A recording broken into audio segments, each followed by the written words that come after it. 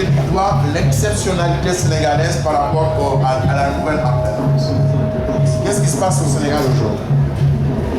Jusqu'à présent, il y avait un parti majoritaire, un seul parti, qui avait tous les suffrages à l'Assemblée nationale.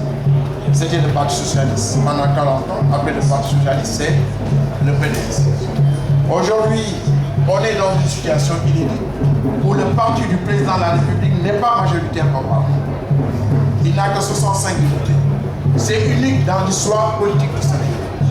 Donc le parti n'est pas minoritaire dans le plus grand groupe, le 65, et on est tous dans Benno Bokk Yakaar.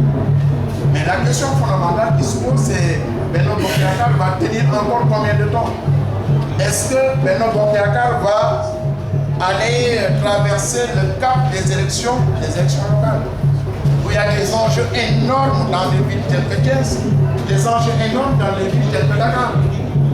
Aujourd'hui, le parti au pouvoir non seulement est minoritaire à l'Assemblée nationale, n'a pas la majorité, mais au niveau des collectivités locales, ne contrôle que Fatick. C'est unique dans l'histoire politique du Sénégal. Macky ne contrôle que Fatick. À part Fatick, ce sont ses alliés qui sont là-bas.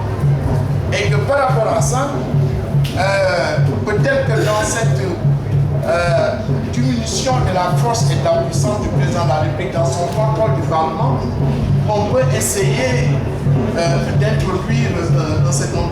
Il n'y a plus de bloc monolithique comme avant. Et il y a 2 jours, j'ai vu que 2 députés du Parti socialiste en sont presque venus au même dans le bureau de l'Assemblée nationale. On discutait sur le débat d'orientation budgétaire, et c'est moi qui avais posé le problème. Je disais que le débat d'orientation budgétaire, c'était pas normal qu'on donne le document le jeudi et qu'on nous fasse prendre des décisions le dimanche ou bien le lundi. Je disais que les experts qu'on aura devant nous, qui sont les experts du ministère des Finances, ont travaillé sur ce document-là pendant au moins 4-5 mois. C'est des techniciens, c'est leur métier. C'était pas normal qu'on nous donne le document, on nous dise qu'il faut prendre des décisions parce que le 30 juin, ça veut dire aujourd'hui, c'est la fin de la session unique du Parlement et que par loi, dans un juridisme vétile, on voulait nous obliger à débattre et à tout clôturer avant le 30 juin. Il y a 2 députés socialistes qui sont accrochés, l'un pour qu'on fasse une session extraordinaire et l'autre était pour qu'on clôture, il ne fallait pas violer la Constitution. Ils sont vraiment accrochés. Donc aujourd'hui, il n'y a pas de monolithisme au niveau du Parlement et peut-être les conditions sont réunies aujourd'hui.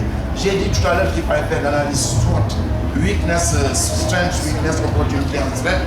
Peut-être qu'il est grand temps de trouver cette opportunité-là dont nous jouissons, pour peut-être avec le rapport d'Ismaël Madior Fall, qui est un bon rapport, s'il y a des gens qui sont intéressés, je l'ai ici avec moi. C'est un excellent rapport où tous les mots du Parlement sont diagnostiqués avec des propositions et surtout la diminution du pouvoir de la mainmise du président de la République sur le Parlement, tel que proposé du reste par les conclusions des assises nationales.